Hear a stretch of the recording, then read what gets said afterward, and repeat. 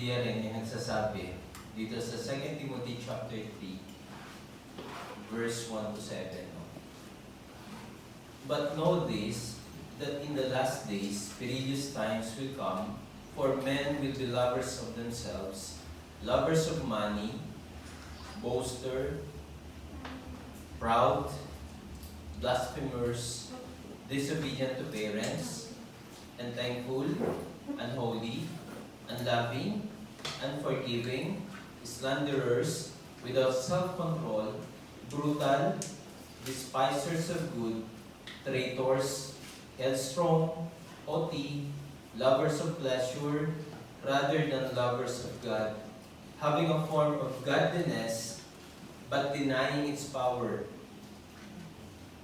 And from such people turn away. For of this sort are those who creep into households and make captives of gullible women, loaded down with sins, led away by various lusts, always learning and never able to come to the knowledge of the truth. Liban ko po sa chapter 4, verse 3. For the time will come when they will not endure sound doctrine, but according to their own desires, because they have itching ears, they will heap up for themselves teachers, and they will turn their ears away from the truth and be turned aside to fables. Mga kapatid, ito po ang warning ng Panginoon sa atin, ng Word of God. Kung dinidiscount ng pastor, padadaling ko sa SOD yun eh. Invite ko nga magandang sa SOD kasi mukhang hindi niya alam ang sinasabi niya.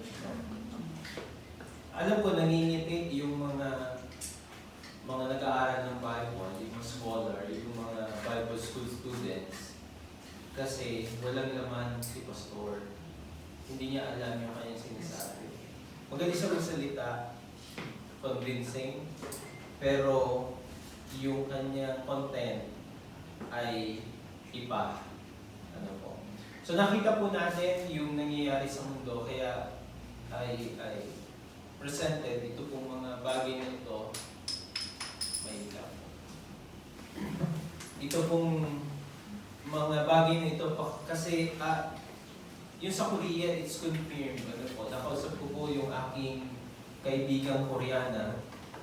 At bagaman sila nasa province, parang Manila, Pampanga, the same, kung ano yung nangyari sa Seoul, doon sa mga cities ng pagtanggap nila sa church, sa Kristyanismo, hindi lang sa Christianity, even the other religions, ganoon na rin sila. So, sa kanila, lovers of self, pleasure rather than lovers of God. Ano yung makapagpapasaya sa kanila? At sinakyan yun ng ng ibang mga churches. Nakita natin yung pastor na drag queen. Ano po? Kasi sinasakyan nila yung gusto ng mga tao. Wala sila ng members kung hindi sila gigimik ng gano'n. Ano po? Nakita kayo ng pastor during worship, pag yung entrance ng pastor para makakuha siya ng attention, galing sa taas. So nakabitin siyang gano'n, papunta doon sa pulpit. Doon galing pa gano'n, papunta sa pulpit. Yung iba kumakain ng apoy at bumubugan ng apoy para makuha. Ang daming gimmick ngayon para puntahan lang ng mga tao. Ganun po ka rumal-dumal. Ang salitang karumal-dumal ang pinaggagawa ngayon para po napapahay lang po ako. Okay. Pero kailangan tayong magpatuloy kasi napakaraming false teachers, teachings nowadays. Having a generation without interest sa Panginoon, anong kahantungan po. Even if pastor na tinuturo niya na the word of the Bible is not the word of God. Hindi mo po bago yan kasi may mga katuruan din na the Bible content naglalaman ng salita ng Diyos. Pag sinabi naglalaman ng salita ng Diyos, hindi siya authoritative kasi pipiliin mo lang dyan kung alin yung salita ng Diyos. Kaya nga po ang doctrine, Christian doctrine, ay the Bible is the Word of God. Masyado na siya naging particular dun sa word na Biblos o Biblios, Biblia. Terminology lang po ito para sabihin na ito po yung one book. Yun lang po yun. Though, yung pong salitang yung galing sa Egypt, yung Biblios, ginamit lang po ito ng 2nd century BC or AD, para tawagin yung compilation ng Word of God ay tawaging Biblia. Latin word naman yung Biblia dahil siya po ay plural. Marami kasi po ito bagamat isang book. Okay. So yun lang po yun. Masyadong naging particular sa salitang Biblia.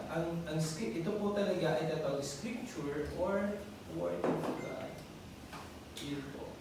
So kaya sabi ko sa inyo, maraming nangingitik na mga nag-aaral ng Biblia kasi hindi alam ng pastor ang kanyang sinasabi. Baka hindi naman talaga siya nag-aaral. Alam niyo po ginamit niya logic. Yung logika. Ayun, yung philosophy. Yun. Pinilosopho niya yung mga bagay-bagay at ginawa ng turo. Hindi lang po yan. May isang sikat na pastor day by day na kung saan. Sabihin ko na, Ed Lapis, maraming follower yan, mga Christians, pero ngayon po, palalim na ng palalim yung kanyang pagtalikod sa mainstream doctrine ng Christianismo. Mga kapatid, lies after lies ang nangyayari po sa ating kapanahunan. Marami pa po dyan naglalagay ng doubts sa Bible. Imagine, kung ang mga Kristiyano ay mayroong doubt sa Bible, talagang palalabnawin nito yung kanyang commitment. Palalabnawin nito yung kanyang pananampalataya sa Panginoon. Okay po. Kaya mapalad po tayo, kaya maintindihan mo yung kahalagahan ng SOT. Yung kahalagahan po ng pag-aaral ng Biblia. Yung kahalagahan na kahit langawin tayo dito at ayaw ng mga tao ng style natin, pero at least, nahihimay po natin yung Biblia. And one day, you will appreciate na merong ganitong fellowship na ang focus ay Bible, na pinag-aaralan yung malalim na katuruan ng Biblia at hindi tayo lumalayo doon sa foundation ng Christian doctrine. Kasi ang mga kasinungalingan ito ay magdadala doon sa lawlessness.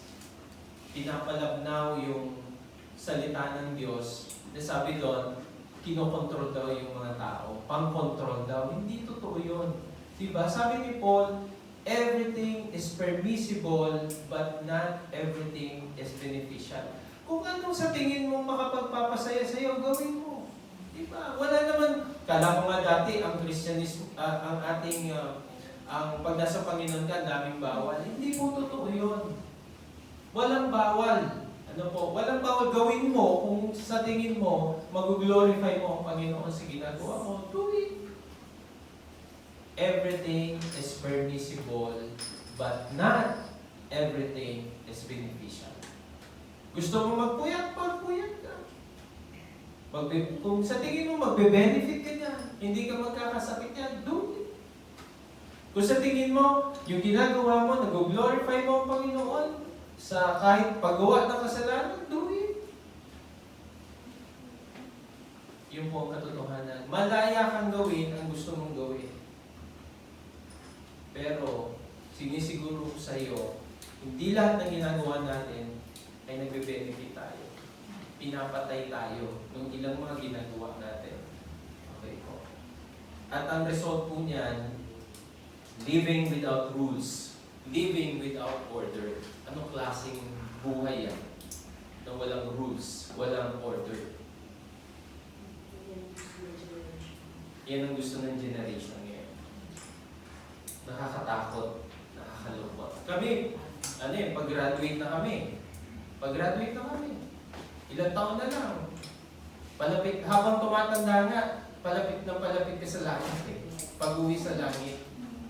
Matatapos na yung buhay namin dito sa mundo, kami. Pero kawawa yung mga henerasyon, yung nagsisimula pa lang. Nakuha niyo po. Mga young people, lalo po, kayo po yung gagamitin ng Panginoon sa henerasyon nyo, sa susunod na henerasyon. Kaya, hindi huminto ang Panginoon sa pagpapaalala po sa atin. Ano po? Yung passage po natin ngayon, magandang pagtalakay din po dito. Kasi, it talks about the Christian incompatibility with sin. No? Hindi compatible sa Christian o sa mga believers yung kasalanan. So ito pong passage natin, o itong section na ito ng passage natin deals with the Christian incompatibility with sin. Ano? Meaning, yung sin and holiness ay incompatible with each other. Hindi sila pwedeng magsama. Ano po? Ito pong truth na to ay nagmula po ito doon sa verse 3. Ano, kung natatandaan nyo last week, pinag-usapan natin itong 1 John chapter 3, verse 3. And everyone who has this hope in Him purifies himself just as He is pure. Dito po nanggaling yung verse 4 sa verse 3, of course. Pero malinaw po doon, yung sinasabi doon, kung bakit kailangan mong manatiling pure. Dahil yung Diyos natin ay pure. He is holy. Holy God. Ano? Now, in the beginning of our study, dito po sa 1 John, ano ho, we were told na si Apostle John is combating, no?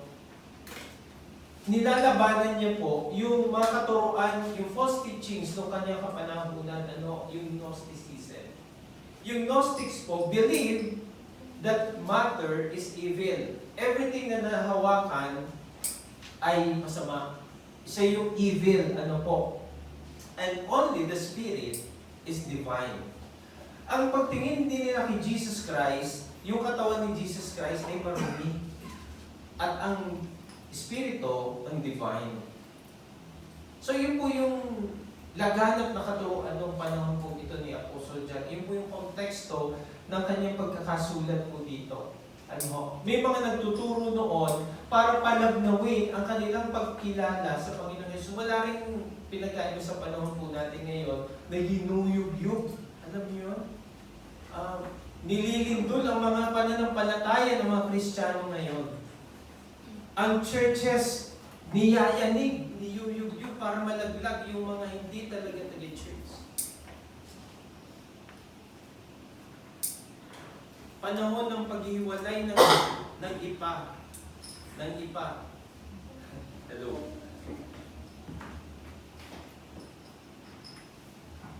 Panahon ng paghiwalay ng ipa sa butil.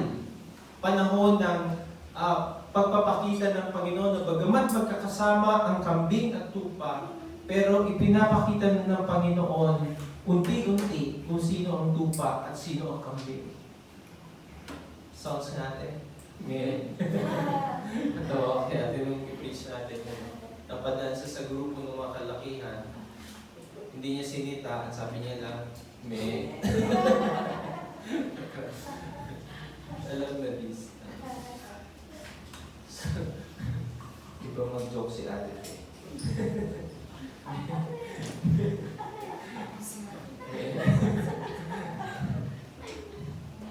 So ito po yung panahon natin, niyuyub-yub po ang mga mananampalataya. At ito pong nangyayari to, tayo po talaga is pipili talaga tayo. Mananatili ba tayo o magpapatuloy po tayo?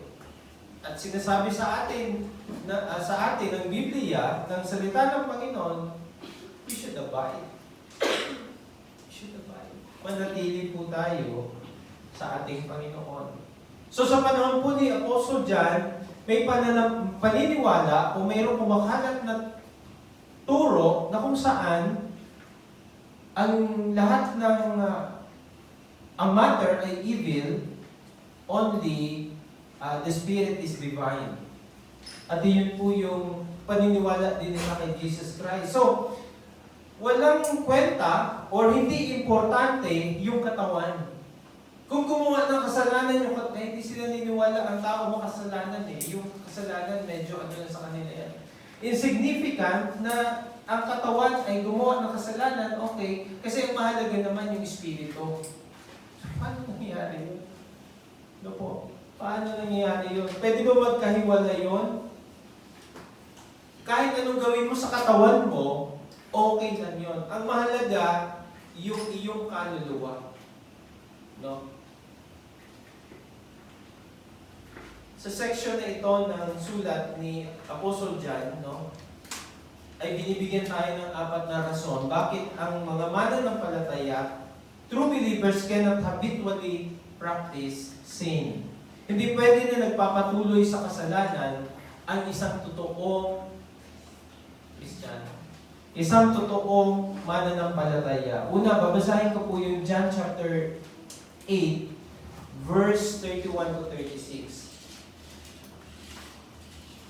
Then Jesus said to those Jews who believed Him, take note Jews, Mojo, who believed Him, if you abide in my word, you are my disciples indeed.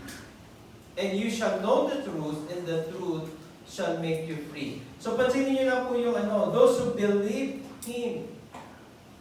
Yung mga nanampalataya sa Kanya, ay sinasabihan niya pa rin, if you abide. So hindi porket naniwala ka, ay mananatili ka.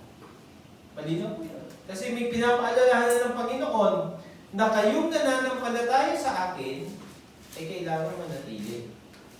So may possibility na kahit sila'y nanampalataya, ay hindi sila manatili. No? Verse 33, they answered him, we are Abraham's descendants and have never been in bondage to anyone. How can you say you will be made free? Jesus answered them, most assuredly, I say to you, whoever commits sin is a slave of sin. And a slave does not abide in the house forever, but a son abides forever. Therefore, if the Son makes you free, you shall be free indeed. So mga kapatid, sinasabi lang dito ni Apostle John ay hindi ka pwedeng manatili sa kasalanan sapagkat ang totoong mananampalataya ay pinalaya ng Diyos mula sa kasalanan. Now, punta po tayo sa verse 4 na binasa ng kapatid na Eli kanina. Whoever commits sin also commits lawlessness, and sin is lawlessness. The first reason kung bakit po hindi tayo dapat nagpapatuloy sa kasalanan is sin is incompatible with the law of God. Hindi po siya compatible sa law of God. So may term po dyan na lawlessness. It conveys the ultimate sense of rebellion. So pag sinabing lawlessness, it's tantamount to rebellion. Rebellion. Lawlessness equals rebellion. It is living as if there's no law. Yun po yung lawlessness. Natatandaan nyo sa America noong 2020, 2021, yung nagkaroon ng anarchy, yun po, ganun kagulo pag walang order, pag walang pagsunod sa law. Pwede ba yun na kahit sa bahay nga, di ba, may order, may law na sinusunod, mayroong rules, may patakaran. Pwede ba tayong mabuhay na wala nun? Di chaotic ang buhay, chaotic ang mundo. Ibig sabihin, kapag ang magulang hindi na sinusunod ng mga anak, yung magulang hindi na pinakikinggan ng mga anak, di sigawan na sigawan sa bahay. Ang gulo-gulo, di po ba? Kaya nga may magulang. Kaya nga tinawag na magulang. Kasi sila yung nauna. Ginugulangan nila, yung mas bata, kasi magulang sila eh. Di ba? Ba't sila tatawaging magulang? Kung hindi nila gugulangan yung hindi. Ibig sabihin, parents, mas nauna sila yung nanganak sa inyo. So, dapat susundin nyo. At pag kayo rin naman ang naging magulang, gugulangin nyo rin yung mga nakababata sa inyo. Magulang. Hindi, gulangan yun. Kung yung gugulangan, yung inyong magulang, kasi mas magulang sila sa inyo. Okay. Hindi mga kapatid, kidding aside, kailangan po yung rules. Kasi imagine a society without rules, without order, is chaotic.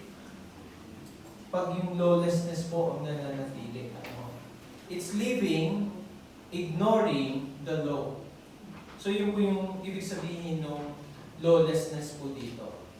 Sa James chapter 4 verse 17 it says, "Therefore to the one who knows the right thing to do and does not do it, to him it is sin." So hindi lang po yung mga kasalanan na alam natin, like yung the obvious, murder, pagnanakaw, pagpatay, mga kasalanan po yan. Obviously, kasalanan po yan. Pero yung kasalanan din po, sabi ng Biblia, yung mga bagay na dapat mong ginagawa para sa Diyos, o alam mong tama na hindi mo ginawa. Katulad po ng sinasabi ng salita ng Diyos, naririnig po natin ito, pero hindi naman natin sinusunod. Sabi ng Panginoon, "You must abide in me. If you are my disciple, you must abide in me." Hindi ka nananatili sa Kanya. "If you abide in me, you will abide in my words." Sabi ni Pastor kanina doon, huwag kayo makakonsensya kapag hindi kayo nag-devotion, kapag hindi kayo nagbabasa ng Bible. Kasi yan ay itinuro sa atin, pero sinungalingan yan. Kasi ang salita, ang ito talaga ay hindi naman Word of God. Actually, mali yung pagkakaintindi niya. Siya ang may mali eh. Kasi kailan ko tinuro dito na ang salita ng Diyos ay Diyos. The Word of God is God. Wala. Ano ba yung Diyos nating pipi? Hindi ba yung salita? Diba? Kailan naging Diyos yung Biblia? May nagturo ba sa iyo? Sa Kanya kasi, yung Biblia ay Diyos. Wala namang ganyung turo, di po ba? Ang Biblia ay salita ng Diyos. Hindi sa Diyos. Salita ng Diyos. Galing sa Diyos. Na sundan po natin. Siya man yung mali na pagkakaintindi. Siya yung may bagong doktrina eh. Sabi niya kasi, the Word of God is tantamount to God. So, ibig sabihin, Bible equals God. Kailan naman tayo nagturo ng gano'n?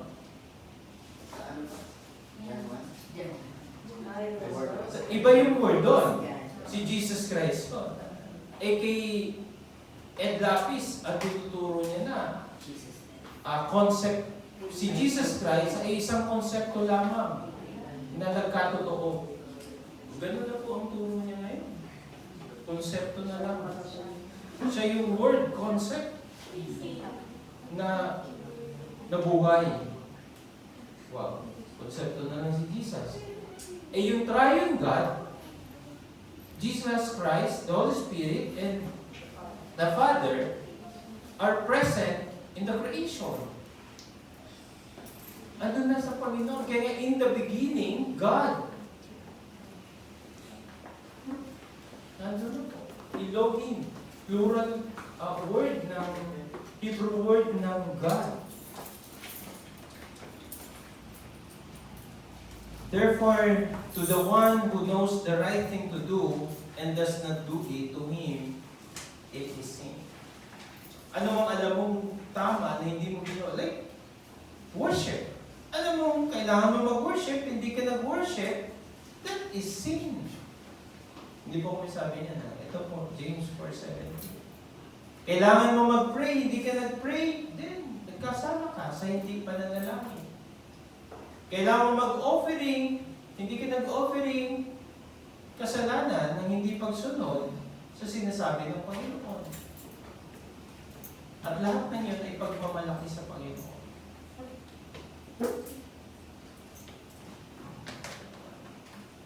Everyone who practice sin, ano po, sa Greek yung practice, it means habitual or perpetual. Ano mo? Nagpapatuloy, habit na. Habit na yung kasalanan. Yes, believers have way out.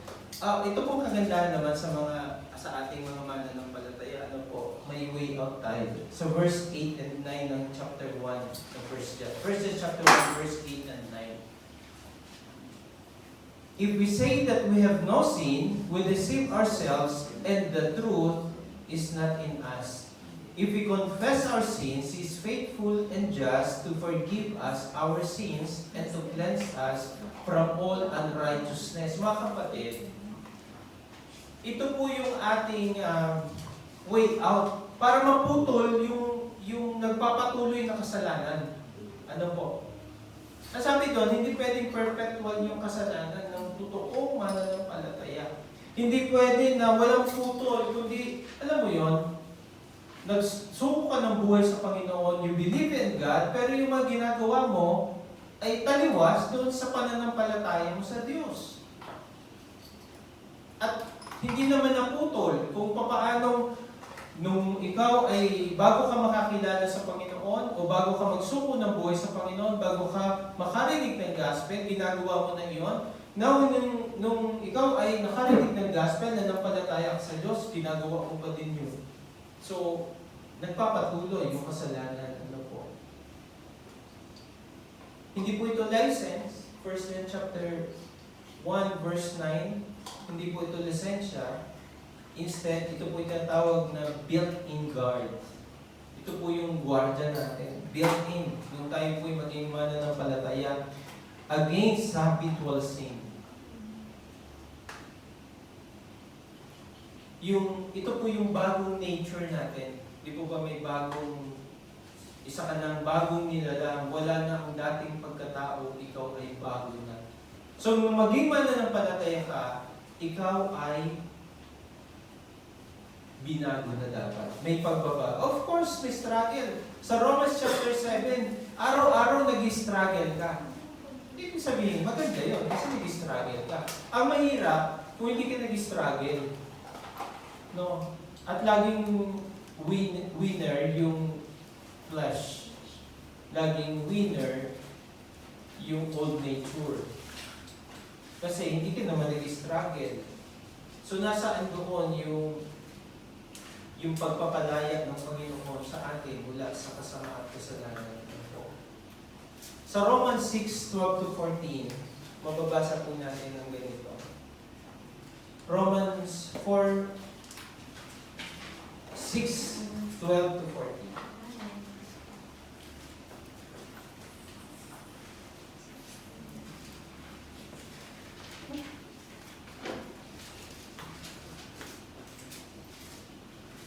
Tama ba? 6:12-14. Therefore, do not let sin reign in your mortal body, that you should obey it in its lust. And do not present your members as instruments of unrighteousness to sin, but present yourselves to God as being alive from the dead, and your members as instruments of righteousness to God. So mga kapatid, iyan po yung habilin po sa atin. Maputol, puputulin yung nagpapatuloy na kasalanan sa ating unang buhay. Kung ano man yun, ikaw at ang Diyos ang nakababati kung ano yun. Pero ang mahalaga, it is incompatible with the law of God. Yung sin. Second reason, sin is incompatible with the work of Christ. Sin is incompatible with the works of Christ. So, verse 5-7. Sa verse 5, balik tayo sa 1 John, chapter 3, verse 5. And you know that He was manifested to take away our sins, and in Him, there is no sins. Whoever abides in Him does not sin. Whoever sins has neither seen Him nor known Him. Little children, let no one deceive you. He who practices righteousness is righteous, just as he is righteous. The very reason why Jesus Christ died is to sanctify us from sin. No? Sanctify us. Linisin po tayo, yung mga believers, to make us holy, to make us righteous before God. 2 Corinthians 5:21 says, He made Him who knew no sin to be sin for us, that we might become the righteousness of God in Him. So ito po, the very reason why Jesus Christ died on the cross, to purify us, to sanctify us. Yun po yung rason nun, mga kapatid. Kaya nga po incompatible yung kasalanan sa works of Christ. Sa ginawa ng Panginoon Jesucristo sa krus ng Kalbaryo, dahil yun yung the very reason why Jesus offered Himself doon sa cross, to die on the cross, to sanctify us, to free us from the bondage of sin. To commit sin is contrary to the very purpose of Christ's death on the cross, para putulin yung dominion ng kasalanan sa buhay ng mga mananampalataya. Kaya po, yung trinabaho ng Panginoon Jesus nawawala ng kabuluhan kapag nagpapatuloy ang isang mananampalataya sa kasalanan. Sa verse 6, basahin ko ulit, whoever abides in Him does not sin. Whoever sins has neither seen Him nor known Him. Okay. Of course, ang sinasabi po rito, yung perpetual, no? Baka isipin nyo, ay dapat daw hindi nagkukumit ng kasalanan. Imposible yun, di ba? Kasi sabi doon sa verse 8 ng chapter 1, kapag sinabi mo wala kang kasalanan, hindi ka nagkakasala, ay ginagawa mo, sinungaling ang Diyos. So, ibig sabihin, alam ng Panginoon kung ano yung buhay natin. At nasa nature, sa Romans chapter 7, yun din po sinasabi, there's struggle, no? Between the flesh and spirit. Lagi tayong nag-struggle. So, nangyayari po yun. Kasi sabi lang dito sa atin, kung nananatili ka sa Panginoon, dapat napuputol yung nagpapatuloy na kasalanan sa iyong buhay. Yun po yung pinaka punto po rito, mga kapatid. Kaya nga po may tinatawag na built-in guard, yung verse 9. Iyon po yung pamputol, pambasag po doon. Ano po? Kasi yung iba sinasabi, wala na ang pag-asa. So tuloy-tuloy na lang po. Bahala na pag namatay ako. Tuloy ko na lang itong kasalanan na. Ginawa ko na, nasimulan ko na. Kaya nga mga kapatid, di ba iyan din yung sinasabi sa atin ng kaaway? Di ba? Huwag ka na mag-church. Kasi wala ka na pag-asa. Ulit-ulit na rin ang kasalanan mo. Di ba? Huwag ka na mag-church kasi, lagi ka naman nagpupuyat. No? Antok-antok ka na pag nasa church. Kasi laro ka na laro sa gabi. O di ba sasabi sa'yo, huwag ka na mag-church. Huwag ka na mag-worship. Huwag ka na sumama doon sa church. Di ba? So mga kapatid, pagsisinungaling po yun ng demonyo sa atin. Bumubulong. Binubulungan ka. Di ba? Binubulungan ka. Kaya sa gabi talaga sasabihin, sige, maglaro ka pa hanggang alas 2, alas 3. Para pagdating mo sa church, hindi mo maintindihan yung message. Hindi ka makaawit na maayos kasi pupungas-pungas ka, antok-antok ka. Diba? O sino-sinunod nyo? Sino-sinunod nyo? Sinasabi mo, Kristiyano ka. Pero sinusunod mo yung kaaway ng Diyos. Diba?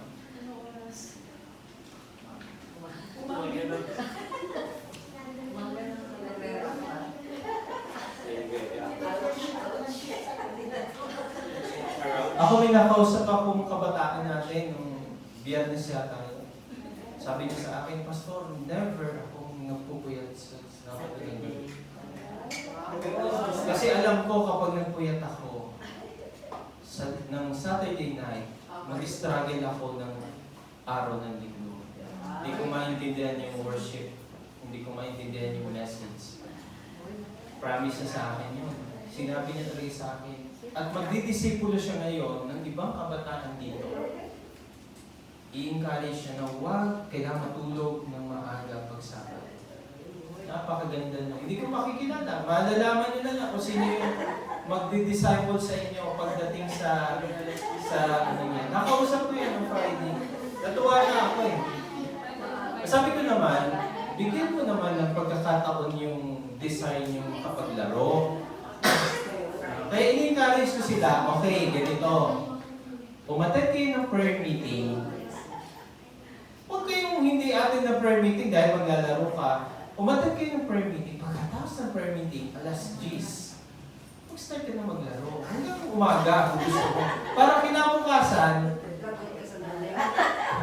hindi. At least hindi Diyos ang may problem. Nanay mo lang kalaban mo, hindi Diyos. No? Kasi siyempre, intindihin na naman natin, mga kapatid, yung mga matatanda, mga magulang, intindihin nyo rin yung mga bata nyong anak. No? Kailangan din nila ng way out. Hindi ko alam kung way out saan. Paglarin nyo ng Friday night.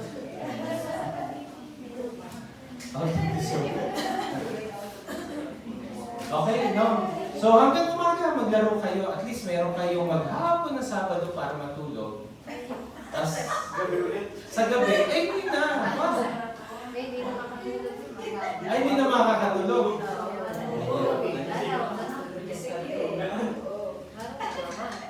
Problema pa rin pala. So mga kapatid, ang mahalaga po, merong provision ng Panginoon as way. Hindi license hindi license to commit sin. It's a provision. It's a built-in guard sa atin. Na every time na makakapag-commit, hindi sinasadya, lapit agad sa Panginoon, hingi agad ng tawad. At least doon, napuputol yung kasalanan. Okay? Napuputol. At nakakapanibago ka ulit. Nakapanibago ng relasyon mo sa Panginoon. So, pero sa mga professing believers, walang epekto to. Siyempre, tuloy-tuloy pa rin yung kasalanan. Pero, mga kapatid, pakinggan po natin si Apostle John. Crystal clear yung kanyang sinasabi po dito. Na kapag perpetual yung kasalanan ng isang so-called believer or professing believers, ang ibig sabihin noon, our salvation never took place sa kanyang buhay. Hindi talaga siya nagsuko ng buhay sa Panginoon. Wala talaga siyang relasyon sa Panginoon. Akala niya lang may relasyon siya. So yun po yun. Parameter po yun.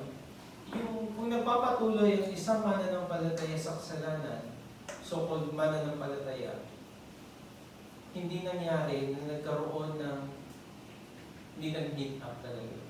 Walang pagtatagpo ang Panginoon Jesus at yung taong yun. Salvation never took place doon sa taong yun.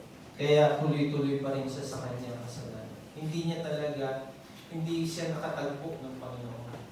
Hindi sila nag-meet. Verse 7, don't be deceived. Little children, let no one deceive you. No? He who practices righteousness is righteous, just as he is righteous. Kung ang Diyos natin ay righteous, ang design natin is to become like Him, to become righteous before Him. Yun yung design natin, na maging righteous po sa Kanya. Though struggling, sometimes, many times, we struggle. No? Pero, at least meron andun yung desire. Maganda po yun. No? Na kapag nag-commit ka ng sin, ang lungkot-lungkot mo, bagsak ka talaga. Ang ganda po nun. Kasi ibig sabihin nun, mayroong banal na espiritu na nagko-convict sa'yo. Ang mahirap, pag nag-commit ka ng sin, alam conviction. Nakakatakot yun. Ibig sabihin, wala kang Diyos, walang Espiritu sa katawan mo. Wala yung selyo, no? Hindi ka selyado ng Espiritu kasi walang conviction eh. So, kung walang conviction, wow. In our days, mga kapatid, maraming deception. Ano po? Yung pride doctrine, acceptance of lahat ng sexuality. Dalawa lang naman yung nakitala sa Bible. No? So, ang mahalaga daw kasi yung love. Love your neighbor. Basta may love sa Diyos yun. May maraming nadidiscipline sa love. No po. False teachers attempt to destroy yung fundamentals of faith. Yun po yung trabaho nila ng mga false teachers. You should always choose righteousness over sin. Ano po. So ikakat ko po yung ating pag-aaral. Bigyan ko lang kayo ngayon ng 2 punto. Ano? Kasi baka nagkakasama na kayo dahil ang focus nyo ay hindi sa akin. Kumakalam na sikmura. Ano po. But itong 2 points na to, no? Yung sin is incompatible with the law, sin is incompatible with the works of Christ. Pag muni-munihan po natin, let's reflect. And tingnan po natin yung mga sarili natin dito. Kung kumusta po tayo. Dahil walang rason para ang isang mananampalataya, totoong mananampalataya ay magpatuloy po sa kasalanan. So, tandaan po natin, sin is incompatible with the law of God. Sin is incompatible with the works of Christ. How about us? Kumusta po tayo?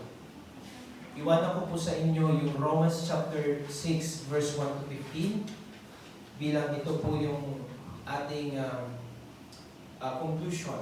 No? Ito yung dapat nating gawin bilang mga mananampalataya. And this whole week, no, let's continue to meditate. Ito pong 1 John chapter 3 verse 4 to 10. Ano po? And we'll continue our discussion next Sunday. Ano po? So basahin ko po Romans chapter 6 verse 1 to 15. What shall we say then? Shall we continue in sin that grace may abound? Certainly not.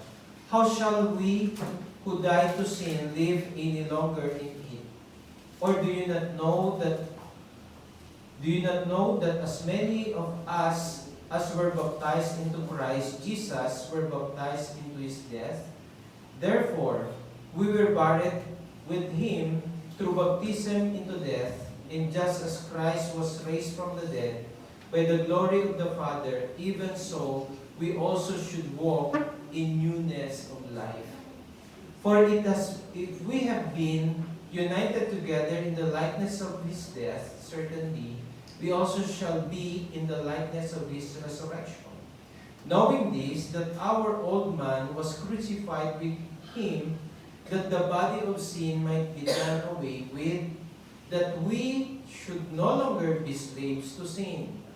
For he who was died had been freed from sin.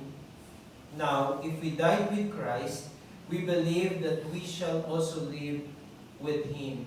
Knowing that Christ had been raised from the dead, dies no more. Death no longer has dominion over him. For the death that he died to sin once for all, but the life that he lives to God. Likewise, you also reckon yourselves to be dead in sin, indeed to sin, but alive to God in Christ Jesus our Lord. Therefore, do not let sin reign in your mortal body, that you should obey in its lusts. And do not present your members as instruments of righteousness to sin, but present yourselves to God as being alive from the dead, and your members as instruments of righteousness to God. For sin shall not have dominion over you. For you are not under law, but under grace. May the Lord add blessing upon the reading